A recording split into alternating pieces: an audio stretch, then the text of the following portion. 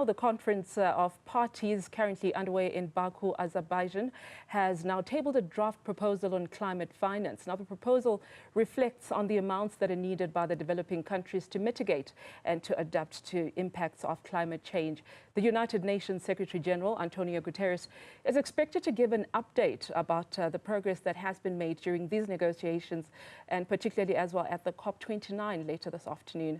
Newzroom Afrika's Mweli is in Baku, has been there for a couple of days now, and he's following that story for us. Mweli, it seems like there's something tangible now coming out of this climate summit. Yes, indeed, there is a light at the end of the tunnel, considering the fact that it has been made very clear by negotiators as well as the ministers that have been attending this particular conference. They are saying that those negotiations have been very, very tough. But now, at least, the climate finance goal has been tabled. We know that according to some of those who are attending those high-level discussions, they have made some costing in as far as this conference is concerned. Developing countries will need about between 5 to 6 trillion up to 2030 to finance the issue of climate change. That means that it's about 400 to 500 billion rand per annum. So we've heard when this conference started from the chief negotiator from South Africa, Masilela, saying that it was very difficult to see as to what will be the final agreement without those numbers being put on the table. So those numbers are there at the present moment. So it will be up to the parties to agree as to how much is coming from which particular country. And going back home, especially on the South African side, speaking to the ESCOM general managers, they made it very clear that they want to implement large-scale renewable energy programs back home. So this money that has been put on the table as pledges is really needed to implement those projects. Quite a number of T's to cross and I's to dot there. I mean, the issue of coming to an agreement. I mean, we saw the same thing happening at the G20. I understand that the SA team made quite an argument in terms of getting that funding.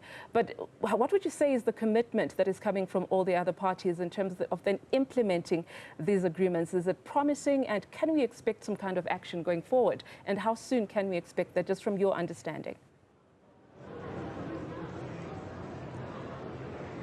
So the most important thing here is that this is not an individual effort. Every country must join hands with other countries in order to win this battle.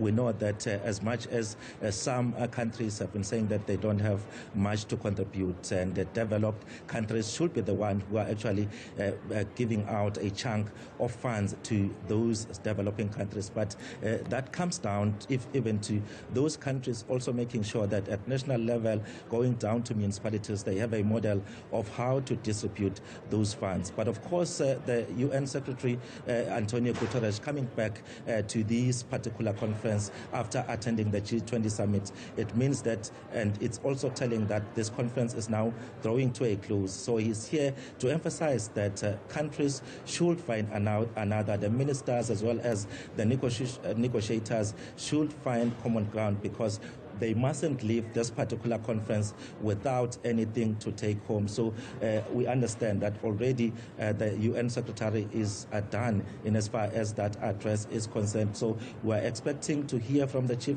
negotiators, especially on the South African side, as well as the Minister for the Environment in South Africa, Deon George, as to whether they are happy with the current proposal that has been put on the table. And then going forward, what are those finalities? What is it they want to see happening as this conference comes to an end? And tomorrow is the last day of that conference. Thank you for that update, Mweli. We certainly appreciate it. We'll, of course, touch base with you once again so we can get to hear what the UN Secretary-General António Guterres has updated in terms of the agreements at COP29.